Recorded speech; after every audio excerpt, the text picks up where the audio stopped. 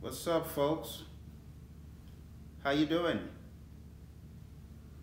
Welcome to Motivational Monday. So I'm going to be bringing you these live streams almost every Monday to motivate you in your project management. Of course, as usual, we've got the mothership. And today our topic is going to be revolving around something that comes up on your exams. It's all about the PMO. So these Motivational Monday conversations are pretty much to gear you into being motivated in your project management. So I'm going to wait for a few folks to dial in before I go full steam ahead.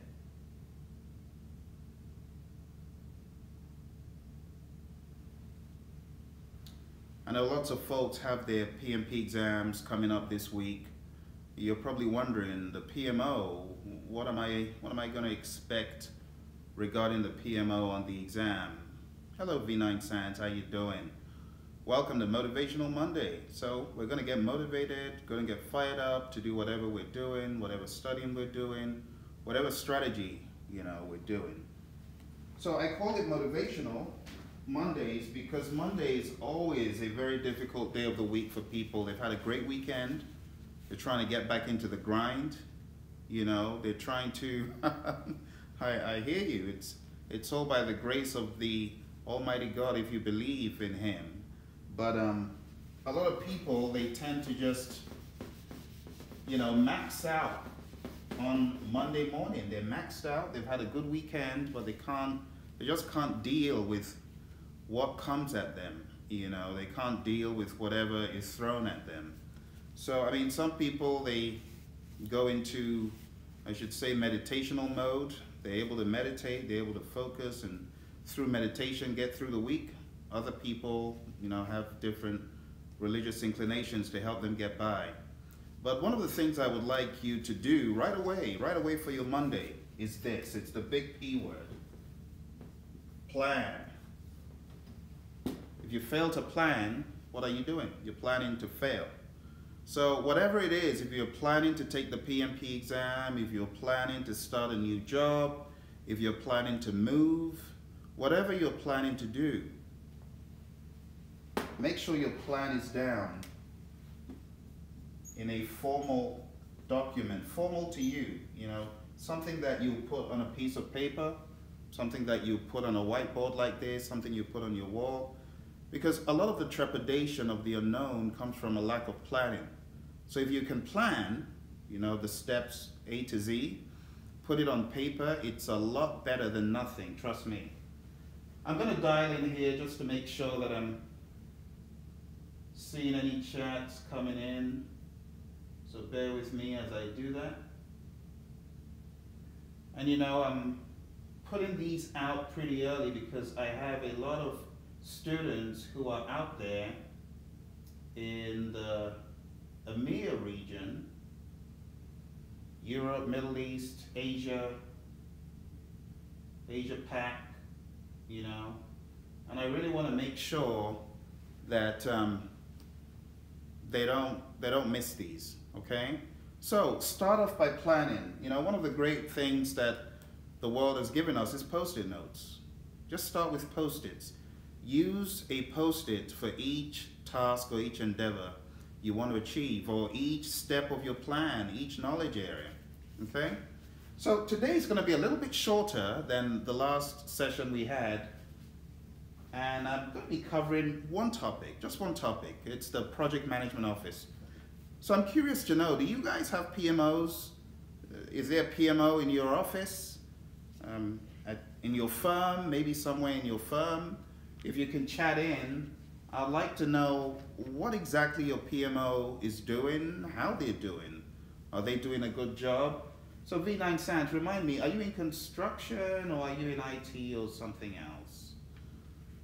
Let me know. Sudipt, thank you. So how much time you should plan to study for the exam? It really differs. It really differs. V9 Sands said you got a single PMO. Is it a one-man show? Is it one person driving the whole ship? And I hope they're not coercing everyone to come along. Oh, you're in IT. Yeah, that's what I thought. So what kind of PMO is it? I'm going to share these PMO types with you anyway. So for those of you who want to follow along, I'm looking at page 48 in the PMBOK guide. Okay, I'm going to come back to your question, Mr. Chatterjee, in a second. Let me just cover a little bit about the PMO, and I'll drop some gold for you about the PMP exam and preparing for it. So if you take a look at page 48 in the PMBOK guide 6th edition, your friendly neighborhood PMBOK guide, okay, and this is all right. If you're taking the 5th edition, this is still relevant. I mean, there's a lot of generic stuff that made its way across from the 5th to the 6th. So don't worry that I'm reading from the 6th. I'm sure you're like, Phil, are you sure you should be reading this to us? Don't worry, I got you covered. This is basic stuff. It's boilerplate. All right, it says a project management office, PMO, is an organizational structure that standardizes the project-related governance processes. So let's stop there for a second. It says it is an organizational structure. So in previous editions of the PMBOK guide, it wasn't stated like that, if I'm right. It was stated more like the PMO is more like a departmental structure or a feature in an organization, something to that effect. But if you read through the 6th edition, you'll see that the organization types that were talked about in the 5th have now been updated. You now have lots of other organizational types talked about. You've got the virtual, and in addition to that, you've also got PMO listed as an organizational structure. So it says a project management office is an organizational structure that standardizes the project-related governance processes and facilitates the sharing of resources, methodologies, tools, and techniques. So PMOs are meant to be very useful. Be nice and chat into me and let me know how your PMO is actually performing. Let me know. Give me a few ideas. Hey Jason, good to see you on, man. Yeah, I know that you are in the Asia Pac region, so that's cool. Good to see you. So they're doing good. Okay, awesome. Good. I'm glad to hear your PMO is doing a great job. A lot of PMOs, they just jump straight into throwing tools and techniques at people, and for that reason, a lot of people don't like PMOs. But that's not really why PMOs are there. PMOs are there to help you. They're not there to kill you with documents. So it says the responsibility of a PMO can range from providing project management support functions to the direct management of one or more projects. So some PMOs will entirely take over the project, you know, by sending a PM mercenary in there to take it over and rule, you know, as it were, the project. Other PMOs, they don't have that kind of bandwidth, they don't have that ability.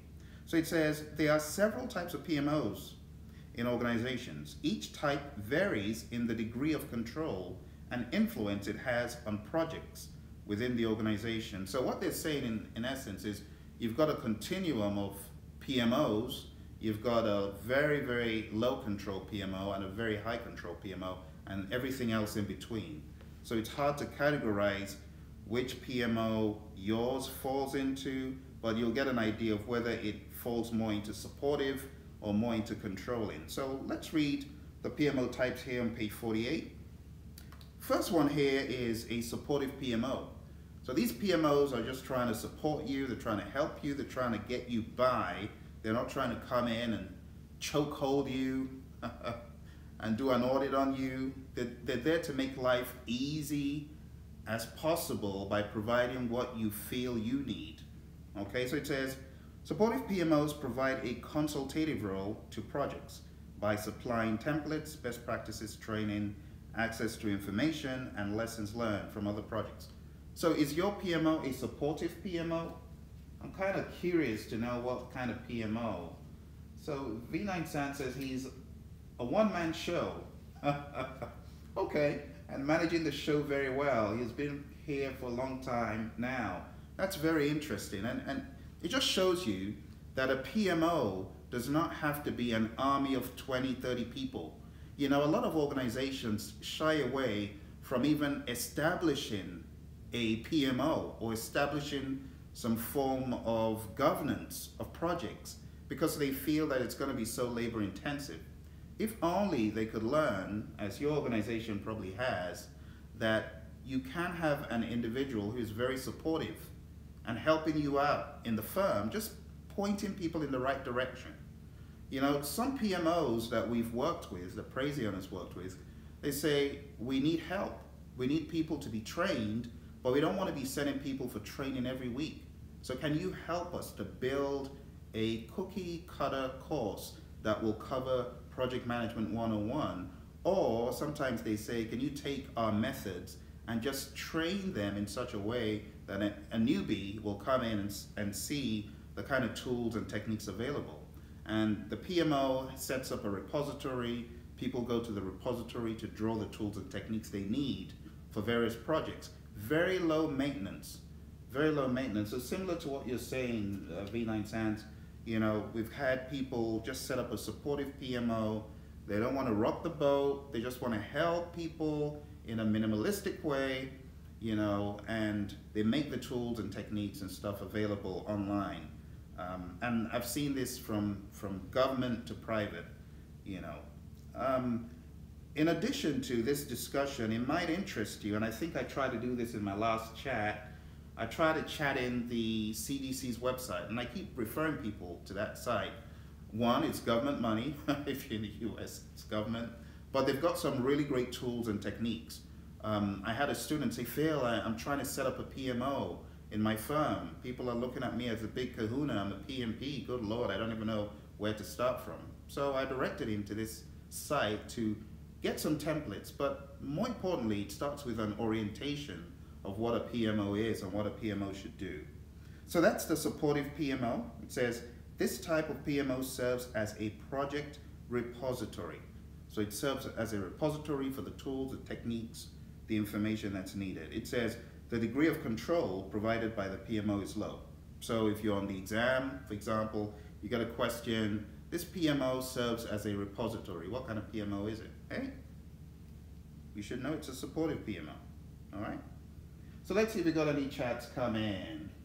Jason has been dropping some GOLD.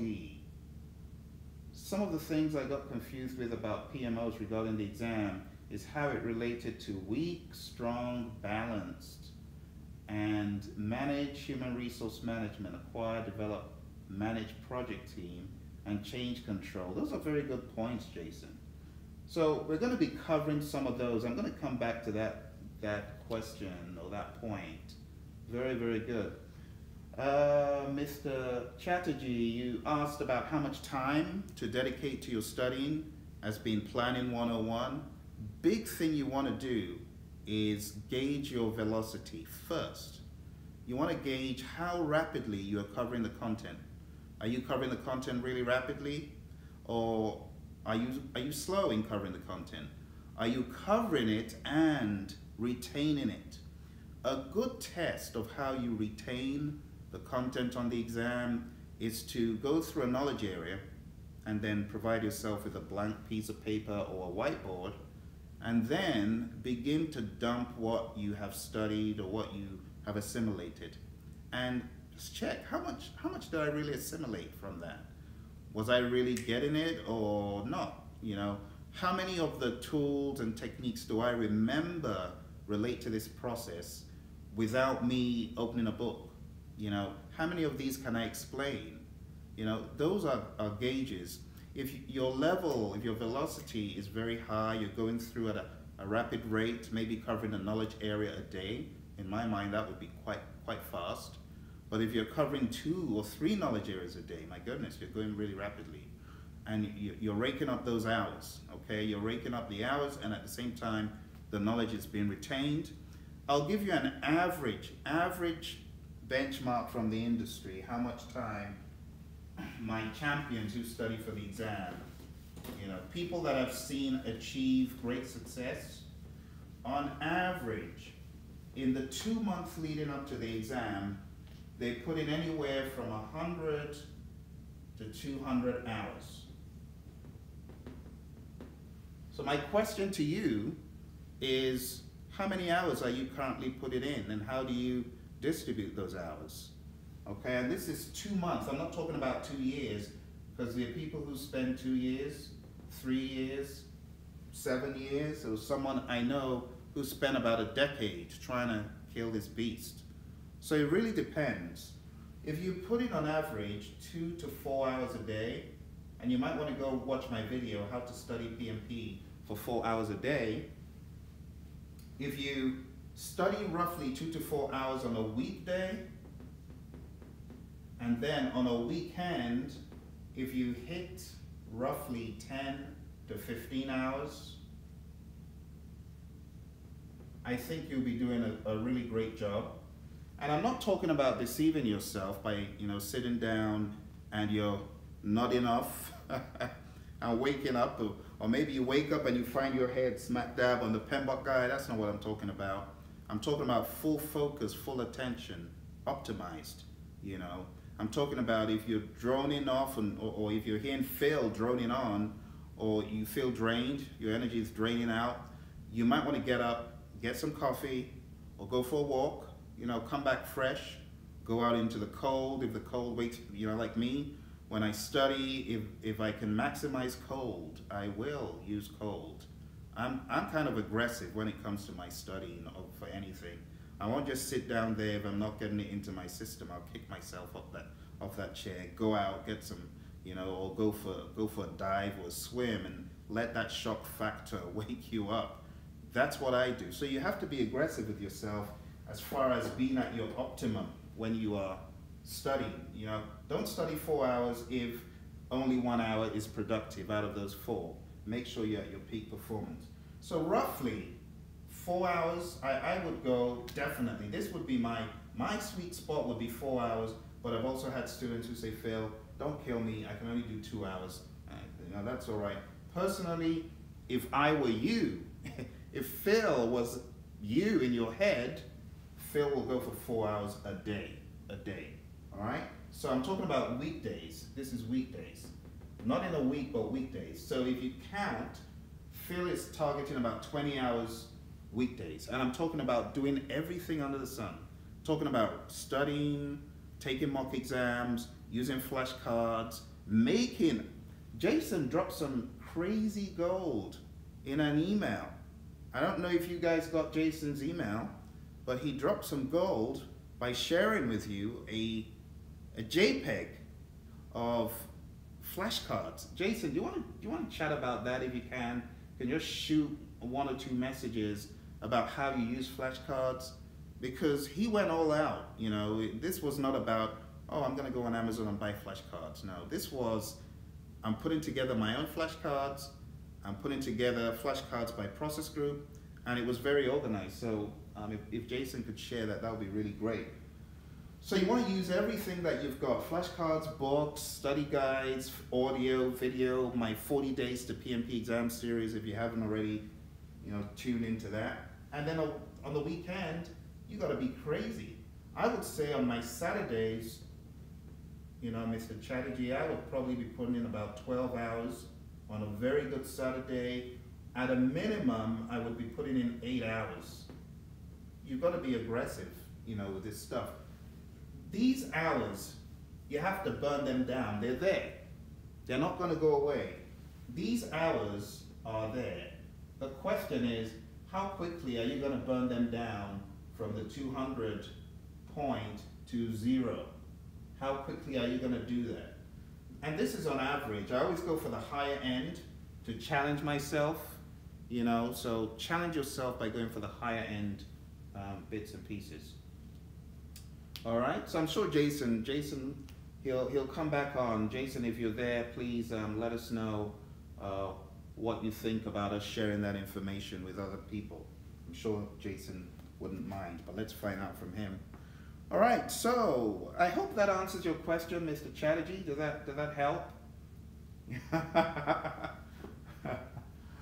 V9, are you saying that you put in 0 hours? You're either talking about a burn up chart or a burn down chart. So those 200 hours, you got to keep putting them in, putting them in, putting them in. You're welcome. You're welcome. All right. Good. All right. So let's go on to our next PMO, and then I'll come back to Jason's points. IT operations. So funny. Okay. So the next PMO is called a controlling PMO. It says controlling PMOs provide support and require compliance. They provide support, but here's the big one. They require compliance. And if you don't comply, they're gonna hurt you. They're gonna report you to senior management. They're gonna make you think that you are not being a good PM, okay? It says they require compliance through various means, through coercion, dangling PMs over the river. Oh dear. The degree of control provided by the PMO is moderate. You call that moderate? Requiring compliance, PMI calls that moderate. It says compliance may involve, I'm joking, you know, no violence in the workplace, all right? I'm joking. The degree of control provided by the PMO is moderate. Compliance may involve adoption of project management frameworks or methodologies. So they want you to adopt a particular methodology, right? Or they want you to use specific templates and forms and tools. Or they want conformance to a governance framework. But whatever the case, they want some sort of compliance. And if they ain't getting it, they're gonna hurt you. They're gonna make sure that you comply by either reporting you to management or doing other things, you know? I've been in some PMOs that are, well, let me say, I have taught in organizations where PMOs get into your business and they're very aggressive. So if you're not complying, they're like, find us another project manager to do what should be done. You know, and that's why sometimes people get scared when they hear about a PMO audit. They think that they're going to be put on the chopping block. And I say a lot of this in jest, but those PMOs are there for a purpose. Their job is to make sure that you uphold the standard. Why do we want to standardize our project management? Because there are benefits from doing that. So if you're being tested on the exam about the PMO, just know that these are not just some random questions PMI has thrown in there. They've put the questions in there to make sure that you understand the role of the project manager in alignment with PMOs. And that is based on the role delineation survey that the PMI carries out before they update any exam. So those questions about PMOs, it's going to test you. Do you know what a PMO is? Do you know the types of PMOs? And do you know how they align with the project manager's world? All right, so controlling PMOs, this is a step above the supportive level. V9, I'm curious to know, does your PMO have any form of audit? Do they tap you on the shoulder and say, or does that individual tap you on the shoulder and say, how well are you doing, and things like that? Mr. Chatterjee, I'm curious to know, do you have a PMO in your firm? You have a PMO, Project Management Office? I'm curious. And V9, remind me, do you guys do Agile a little bit? You do a little bit of Agile, do I remember correctly? Anyway, let me look at your other chat. So you say, yeah, you really want to get going. Tune into the 40 days, V9, 40 days to PMP exam success. You're targeting exams, good. Keep targeting those exams. Have you read the 5th edition book? PMBOK Guide 5th edition? Definitely want to read that book. Definitely want to read it.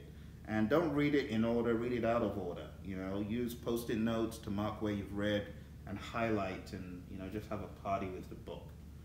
Make the book interesting for yourself. You know, one of my students who spoke on one of our interviews, he said he actually read the PMBOK Guide aloud, the entire thing aloud, and he kept listening back to himself reading it. Goodness. Anyway, so that's the controlling PMO. I've got one more PMO, it's directive PMO. So the last PMO, it says directive PMOs take control of the project by directly managing the projects. It says project managers are assigned by and report to the PMO. So I've been in one such PMO in an airline firm that everyone knows here in the US. And that was a directive PMO. The degree of control was high and they didn't mess around. In fact, we all had project management plans we had a big binder of several subsidiary plans that made up our project management plans, and we ran the project, using the project management plan, and that's what the PMO wanted, and there was no discussion or deliberation about it. It was like, this is what you shall do, it was a thou shalt type of thing. So it says the project management office may have organization-wide responsibility. It may play a role in supporting strategic alignment and delivering organizational value. Obviously, the reason why we have a PMO in the first place is for value. If the PMO is not providing any value, then just forget it. It says the PMO integrates data and information from organizational strategic projects and evaluates how higher level strategic objectives are being fulfilled. PMO is a natural liaison between the organization's portfolios, programs, projects, and the other organizational measurement system, balanced scorecard. The summary is the PMO provides you a basis for measuring performance, and indeed does measure that performance as well. All right. So, working with a Prince 2 PM. Oh, okay. Good. So your organization does a little bit more Prince 2. So I'm guessing you are Prince 2. Have you done the Prince 2 foundational, or have you gone to the next level of Prince? Mr. Chatterjee, I'm curious. But just let me know, chat in. So that is the PMO, folks. That's it. You got 3 PMOs: supportive, low level of control. You got controlling PMOs, moderate level of control, and you got directive PMOs, high level of control. You report to the PMO, so you better be on your A game. You better be on your A game so you don't get thrown out. One more thing here, it says a PMO may have the authority to act as an integral stakeholder and a key decision maker throughout the life of each project. And then it goes into what the PMO can do: make recommendations, lead knowledge transfer, terminate projects, and take other actions.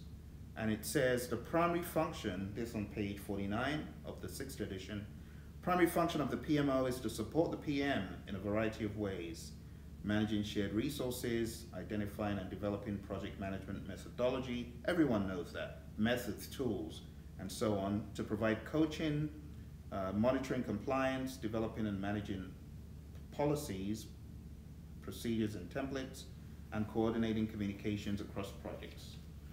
So that's pretty much it in a nutshell. I'm going to take one question that came in, or one point.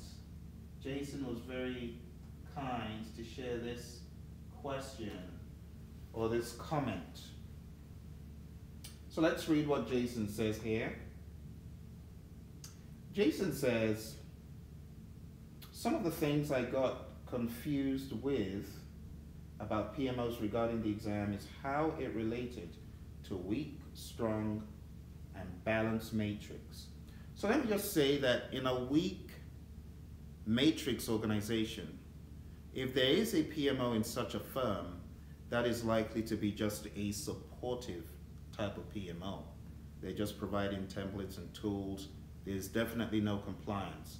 Now, if you talk about a balanced matrix, we could also see a supportive PMO, and maybe, very, very, very unlikely though, but maybe we could find some elements of control, but I would really doubt to find that a controlling PMO is in a balanced matrix. I would expect to see, again, a continuation of supportive, although there could be exceptions to that. But talking about a strong matrix, I would definitely expect to see either a supportive, a controlling, and even possibly a directive. Talking about a projectized firm, I would definitely expect to see either a controlling or directive PMO.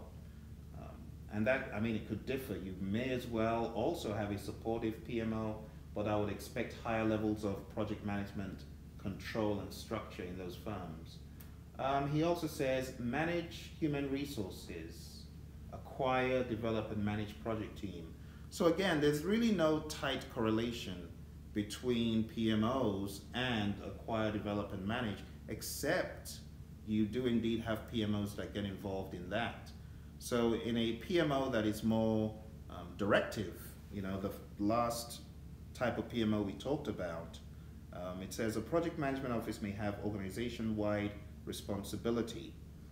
It may play a role in supporting strategic alignment and delivering organizational value, and it goes on and on. So in that organization type, where we have a strong matrix of projectize, they of course should probably be getting involved in the hiring.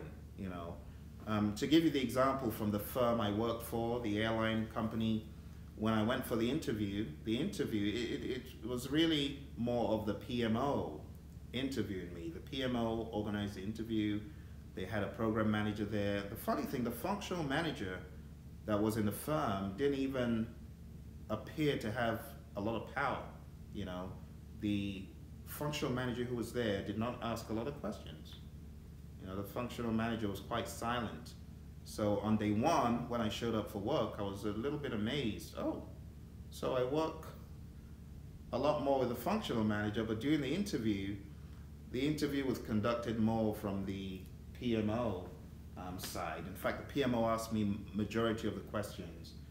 So in manage human resources, acquire, develop, and manage project team, if the organization, like I said, is directive or controlling, I would expect to see a lot more of the PMO's presence in those hiring decisions. All right, I think I got another few questions or chats. Okay, not yet. So yeah, the foundational Prince 2 exam, that was fun. I took that, I believe it was a year ago or a year plus ago, but definitely nowhere near as crazy as the PMP. What did help me on my foundational Prince 2, because I actually didn't study for that. I woke up one day feeling like taking an exam, taking like the Prince 2. So I did a little bit of research for about an hour and then I signed up for it. Because you can take the foundational Prince 2 exam right there in the comfort of your home. Those of you watching, if you want to wear the CAPM, the CAPM exam from the PMI, the CAPM, you can now take this in the comfort of your home as well. So if you're thinking of taking the CAPM, send in your application, get your computer ready, and get ready to take the exam at home if you meet all the requirements, system requirements, and so on. All right, so in addition to what I've shared, I'm going to share some of my own thoughts about how I think you can optimize your PMO, and I've helped various organizations do this, and I've provided advice for various organizations about their PMOs. So I'm going to give you my 2 cents here about how you should go about implementing your PMO, analyzing if you really do need a PMO.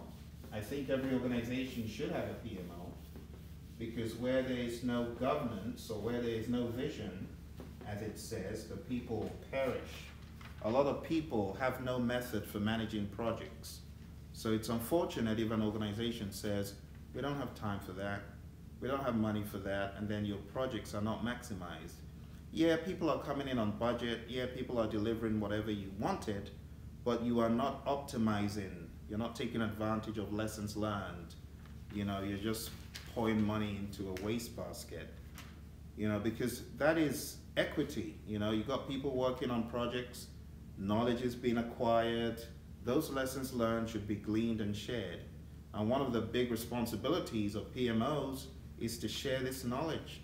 And that's talked about a lot in the PMBOK Guide 6th edition. It's all about sharing that knowledge. So, what is a PMO? We've talked about it, right? Why do people use PMOs? For structure, for order, for optimization, for maximization of their efforts. You have a PMO, your efforts are likely to be maximized if you do these other few things I'm going to show you. So I call these rules for PMO implementation. Rules for PMO implementation.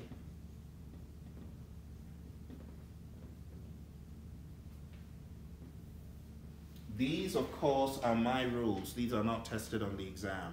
But you as a professional, you could gain some ideas about how to go about this, because as you move along in your career, don't be surprised when you're called upon to implement a PMO or to take your PMO to the next level.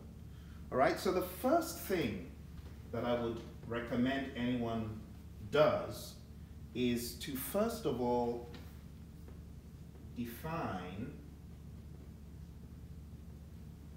status and the business need. What do I mean by this? You got to know where you are, folks, before you begin to recommend, oh, we need a PMO. Oh, we need a directive PMO. We need a controlling PMO. How do you know that? You first of all have to analyze, where are we? What is our status? How well are we doing on our projects? You need to come out with a report. Reports like organizations like the Standish Group. I don't know if you've heard of the Standish Group. You might want to go STANDISH, Standish Group. Google them. You might also want to Google CII. And also Google, of course, if you haven't already, which I guess many of you have, probably been to their site, PMI. So these are organizations that have provided data that show you why projects fail, right? So if you haven't gone through some of these papers to get an idea of how organizations view project success, you might want to do that, because that will help you as you begin to define status, as you begin to define your business need. Why do you think we need a PMO? You might also want to think about the why behind the why. Why do we want a PMO? We want a PMO to do this. Why do you want to do that, and so on. The next thing, why do you think you need a PMO arrangement? And you also want to involve senior management, the PMs themselves, junior executives, to assess how well are we doing? What is our status today? How many projects have failed and how many have succeeded? That kind of stuff, all right? Step two, the next thing you want to do after you have gotten an idea of the status and you have also defined the business need. Yes, we need a PMO so that XYZ stops happening. Sometimes you might already have a PMO and you may feel we need a directive PMO because look at all that has happened. So it really depends on your unique situation.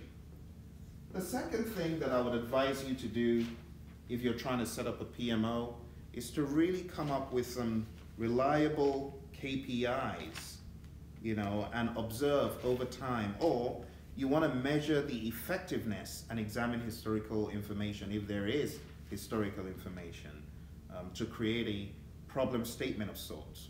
So project surveys, I don't know if you guys do project surveys in your firm, like a temperature gauge, simple temperature gauge of 0 to 10. Ask your key stakeholders to rate project success on a continuum. A lot of people come in around 7s most of the time. You get a 10, means you really did a great job from all fronts. You didn't just deliver a product that met the requirements, but customer satisfaction was also high. So that kind of temperature gauge, if you already have that, may be a good place to go back and measure how effective your project management is. So I'll say measure effectiveness. This is really what you're doing. How effective have we been in our project management? A lot of those temperature gauges, average them out, find out where you've been, right? Project surveys could also help. Categorize your projects. Maybe you've got IT projects that are hardware and software. Perhaps you'll find a trend in maybe software being a problem, as usual.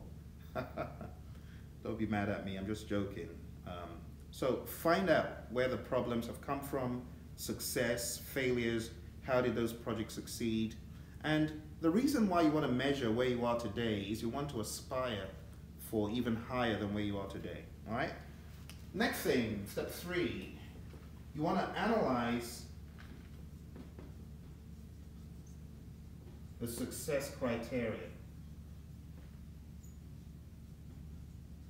How do we know that we are improving? What do we want to see? What are the targets? All right, so you want to analyze your success criteria And you also want to analyze the root cause of variation. So I talked about success and failure. How did these projects succeed? You want to analyze some of that as well. But most importantly, what would make a PMO successful? What is our idea of, yeah, this PMO is meeting our needs? What would that look like? Next thing is you begin to strategize and you want to address the root causes. So address the root causes. And in other words, when you do that, you are actually beginning to improve. So the root causes of project management ineffectiveness could be you're using traditional. Why are you using traditional? Why are you still using a waterfall approach when things are beginning to rapidly change in the firm? You're still using, the design, develop, test, maintain thing, instead of beginning to think about what PMI is trying to make you more aware of. Agile, all right? A lot of people, they hate Agile. And I feel sorry for them because Agile is the best thing that they should be using.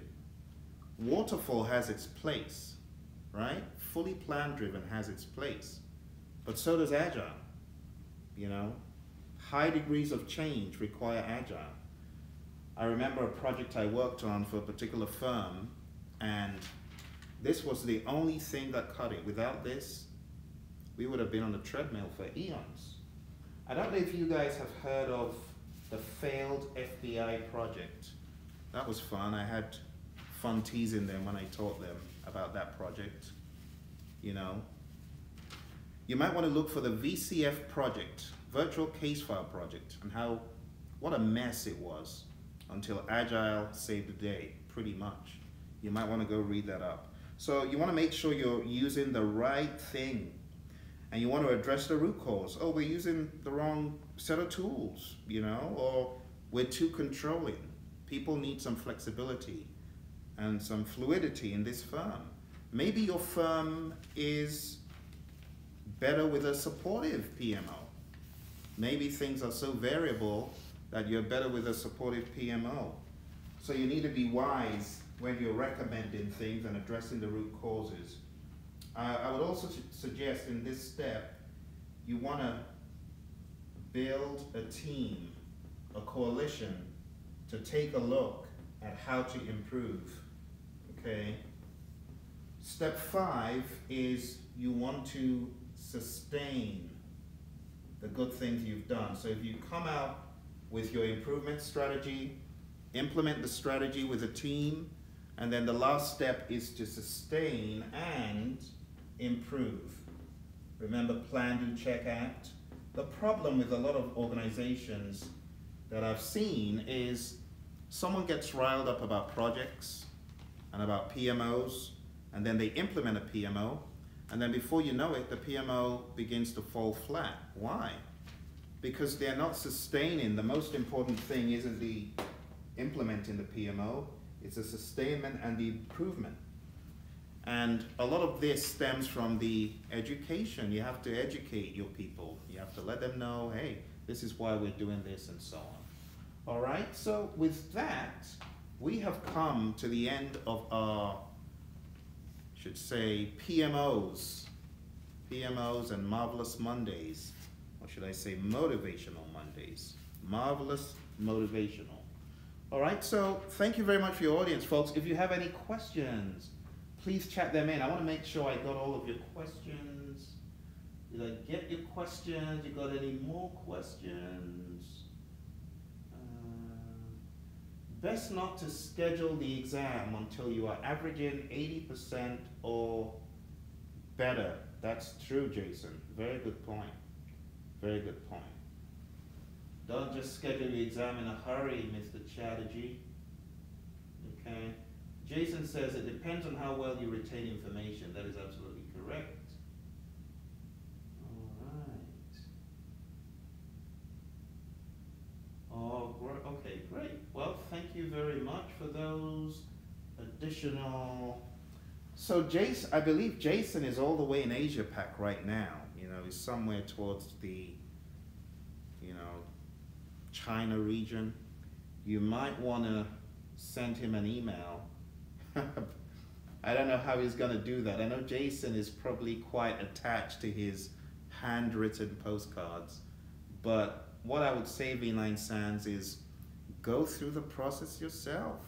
Because what you write, I don't know about you, but what I write, I tend to remember a lot more, you know. So even though there are flashcards out there that are good, my recommendation would be to perhaps, you know, just do it yourself, you know.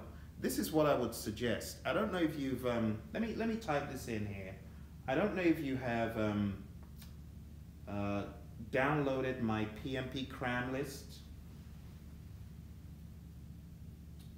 PMP cram list.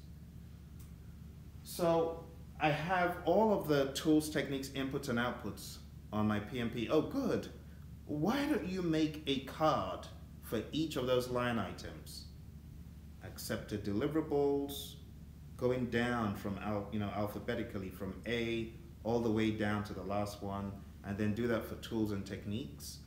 You know, even though you can get flashcards online, you know, but the process of going through them with your own handwriting is an experience in and of itself that has a huge, huge value tag.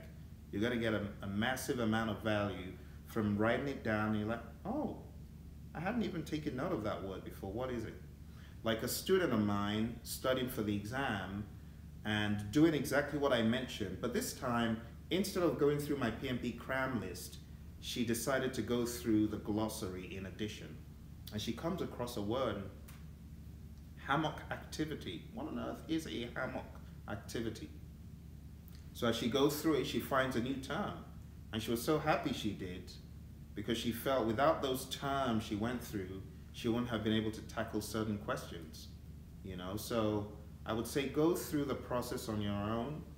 Look for words that you've not seen, ITTOs that you're not too familiar with, and by the time you're done, you're going to be a lot better for it. All right, any other questions? You fell asleep. You need to use the shock factor of cold and coffee. It works. It works. If I went out now, it's probably about 40 degrees or 50 degrees. It'll wake me up. It'll wake me up. Or have a study buddy. Have a study buddy. All right. Well, I want to say a huge thank you to you folks who tuned in today to watch the stream. Don't forget, on Thursdays, we've got Hustle for your PMP muscle. So we'll meet there again. Thank you. And also, on Friday, we got Project Management, or Project Dinner Jazz, as I call it. And we have a few other broadcasts that we're going to be coming up with. It's part of our efforts to get people tooled up and wired to succeed. All right?